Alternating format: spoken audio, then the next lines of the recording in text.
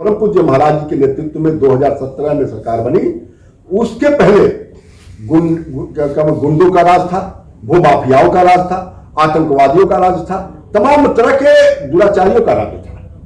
और जब परम पूज्य महाराज जी की 2017 में सरकार बनी, उसके बाद से गुंडों पर अंकुश लगाया गया, भूमाफियाओं पर अंकुश लगाया गया, तमाम तरह के अनैतिक कार्यों पर अंकुश लगाया गया। गोरखपुर जनपद में एक समय ऐसा था कि सारी फैक्ट्रियां बंद हो गई थी। समाजवादी पार्टी और बहुजन समाज पार्टी ने फैक्ट्रियों को बेच दिया था, कांग्रेस ने बेच दिया था। जैसे मान लीजिए उदाहरण के तौर पर फर्टिलाइजर को कांग्रेस के शासनकाल में बंद कर दिया गया था। उसे यशस्वी प्रधानमंत्री नरेंद्र मोदी जी के काल में और योगी जी के नेतृत्व में 2017 में आपने देखा कि उसका शिलान्यास किया गया और 2021 में उसका लोकार्पण कर दिया गया। फैक्ट्री चालू हो गई। चीनी फैक्ट्री पिपराइच में उन्होंने देकर चालू करवा दिया। एम्स को उन्होंने शिलान्यास किया और उसको चालू करवा दिया।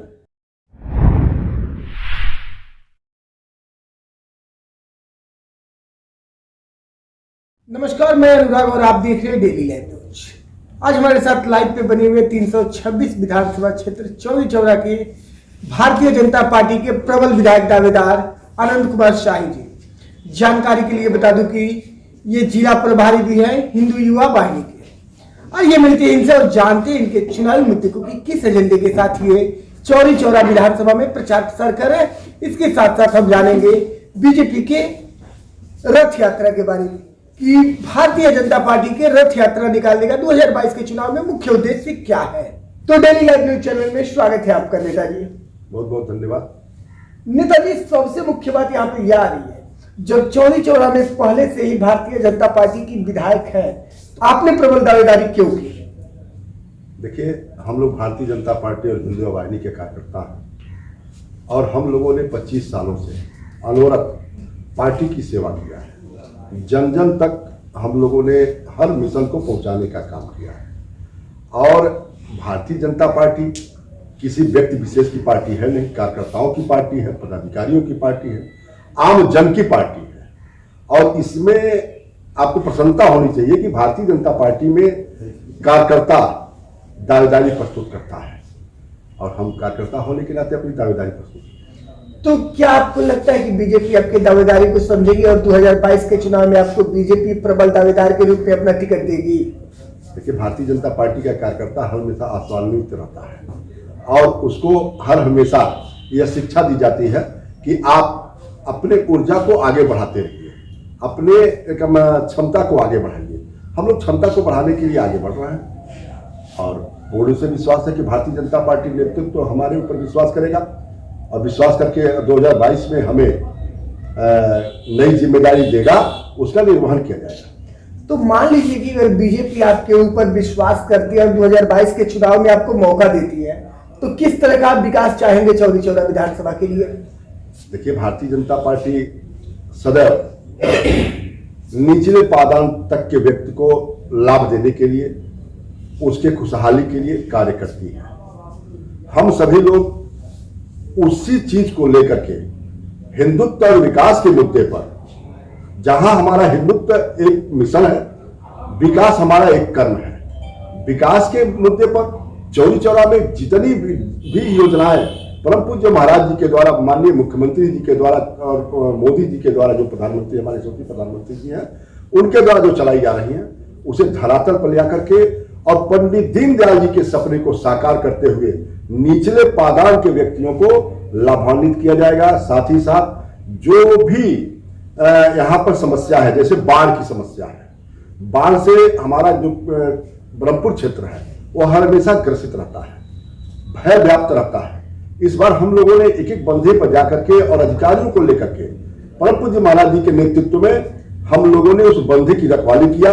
आम जन के सहयोग से बंधे के कटान को रोकने में हम लोग सफल हुए। स्वर्गीय अटल बिहारी वाजपेयी जी जब प्रधानमंत्री थे, उन्होंने कहा था कि हमारी कन्वेटिव को बढ़ाने के लिए एक नहर माध्यम जो है, नहर पर अगर पिच कर दिया जाए तो तमाम ऐसे ग्राम सभाएं हैं, तमाम ऐसी योजनाएं हैं जो उन नहर के प्रतिनिधियों से निकल करके और आम जनता के तक जाएगी। उसी तरह से मेरा सोच यह है, परम पूज्य महाराज जी का सोच यह है कि अगर बंधे पर पिच रोड बनवा दिया जाए, जो लगभग हमारे चौरी चौरा विधानसभा में 56 किलोमीटर है, यही आपके बरही से लेकर के और रुद्रपुर तक बंधे पर पिच रोड बनवा दिया जाए, 2 फायदे होंगे। पहला फायदा तो यह हो जाएगा कि हमारे बंधे की रखवाली सुगमता से किया जा सकता है। 12 बजे रात को भी कोई भी अधिकारी, कोई भी ग्राम का नागरिक जाकर के उसको देख सकता है कि कहीं हमारे बंधे का रिसाव तो नहीं हो रहा है, कहीं कोई दिक्कत तो नहीं है। अगर दिक्कत है तो हाँ, आसानी से सामान पहुंच जाएगा और समय रहते हम मरम्मत कर लेंगे। दूसरी समस्या हमारी यह है कि हम जो कछार एरिया है वहां पर जल जमाव की स्थिति बनी रहती है। जल जमाव को कैसे खत्म किया जाएगा, वहां रेगुलेटर लगा के खत्म किया जाएगा। अगर हमें अवसर मिलता है तो हम वहां 2 से 3 रेगुलेटर आम जनता के राय से, जनता जानती है, हम नहीं जानते, हमारे अधिकारी नहीं जानते हैं कि कहां ज्यादा जल जमा होता है और कहां से पानी निकल सकता है, लेकिन वहां उस क्षेत्र के, उस ग्राम सभा के तमाम लोगों से राय विमर्श करके रेगुलेटर लगा करके और वहां से पानी को बाहर करके, और जो बड़े बड़े भाग में पानी फैलकर, बरसात का पानी फैल जाता है और खेत हमारे फसल को नुकसान करता है, उसको दुरुस्त करेंगे। परम पूज्य महाराज जी ने, आपने देखा होगा कि गोरखपुर जनपद में एक समय ऐसा था कि सारी फैक्ट्रियां बंद हो गई थी। समाजवादी पार्टी और बहुजन समाज पार्टी ने फैक्ट्रियों को बेच दिया था, कांग्रेस ने बेच दिया था। जैसे मान लीजिए उदाहरण के तौर पर फर्टिलाइजर को कांग्रेस के शासनकाल में बंद कर दिया गया था। उसे यशस्वी प्रधानमंत्री नरेंद्र मोदी जी के काल में और योगी जी के नेतृत्व में 2017 में आपने देखा कि उसका शिलान्यास किया गया और 2021 में उसका लोकार्पण कर दिया गया। फैक्ट्री चालू हो गई, चीनी फैक्ट्री पिपराइच में उन्होंने देकर चालू करवा दिया, एम्स को उन्होंने शिलान्यास किया और उसको चालू करवा दिया। इस तरह से तमाम योजनाओं को योगी जी के नेतृत्व में चलाया जा रहा है। और लेकिन शिक्षा पर आपकी क्या पहल होगी चौरी चौरा विधानसभा के लिए? देखिए, सबसे बड़ी बात यह है शिक्षा पर जो आपने फोकस डाला है, मैं बता दूं कि परम पूज्य महाराज जी सदैव से, गोरखनाथ पीठ सदैव से शिक्षा के प्रति, चिकित्सा के प्रति सचेत रहे। शिक्षा, जिस समय यहां पर कुछ भी नहीं था, उस समय गुरु गोरक्षनाथ के तपोभूमि पर महाराणा प्रताप शिक्षा परिषद को ला करके और शिक्षा को बढ़ाने का प्रयास किया गया। हमें अगर चौरी चौरा का नेतृत्व दिया जाता है तो ITI विद्यालय में बनवाने का प्रयास करूंगा। यहाँ पर तमाम तरह के तकनीकी शिक्षा को बढ़ावा देने में परम पूज्य महाराज जी के दिशा निर्देश में हम आगे बढ़ काम करने में सक्षम होंगे। लेकिन जो आजकल बीजेपी रथ यात्रा निकाल रही है, जिसको जन विश्वास यात्रा के भी नाम से जाना जा रहा है, तो उसको निकालने का मुख्य उद्देश्य क्या है बीजेपी का? सबसे बड़ी बात तो आपको मैं बता दूं, जन विश्वास यात्रा जो निकाला गया था उसमें हमने 4.25 साल तक निर्विवाद रूप से कार्य किया। परम पूज्य महाराज जी के नेतृत्व में 2017 में सरकार बनी। उसके पहले गुंडों का राज था, भूमाफियाओं का राज था, आतंकवादियों का राज था, तमाम तरह के दुराचारियों का राज था। और जब परम पूज्य महाराज जी की 2017 में सरकार बनी, उसके बाद से गुंडों पर अंकुश लगाया गया, भूमाफियाओं पर अंकुश लगाया गया, तमाम तरह के अनैतिक कार्यों पर अंकुश लगाया गया। जो उत्तर प्रदेश का मैं एक भय के वातावरण में जी रहा था, यहां की माताएं और बहनें सुरक्षित नहीं थी और उनके अंदर एक विश्वास जगा कि योगी जी हैं तो सब कुछ ठीक है। और एक राम राज्य की तरफ जो हमारा कदम बढ़ा हुआ था, उस राम राज्य के कदम को लेकर के हम लोग आगे चले थे।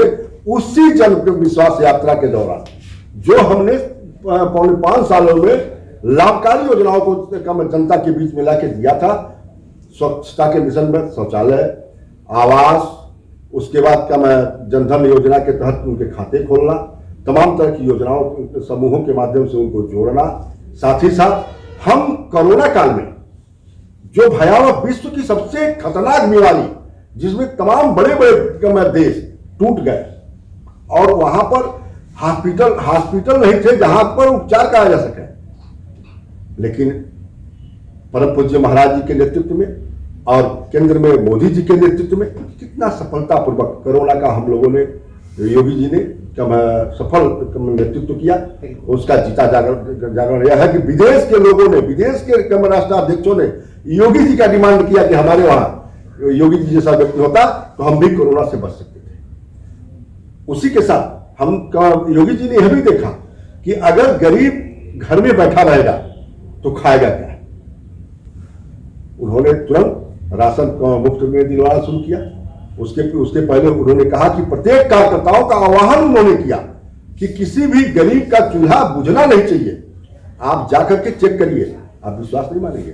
कोरोना कालखंड में ही हमने 300 कुंटल चावल और उसके साथ आलू, प्याज, नमक, तेल, सब सारी व्यवस्था को लेकर के हम सभी कार्यकर्ता, जो यहाँ कार्यकर्ता बैठे हैं, इसी तरह हजारों कार्यकर्ता, हम सभी लोग घरों घरों में जाकर के और राशन का वितरण कराएं। जब तक राशन सरकार के द्वारा मुफ्त में देना प्रारंभ किया गया, उसके बाद हम लोगों ने झोपड़ियों में जाकर के और राशन देने का काम किया था। साथ ही साथ जो बाहर से लोग आ रहे थे, जो बाहर से लोग आते थे, उन लोगों को भी हम लोग लंगर लगवा करके, इसी 4 लेन पर तमाम जगह पे लंगर लगते थे और वहां पर राहगीरों को हम लोग भोजन कराते थे।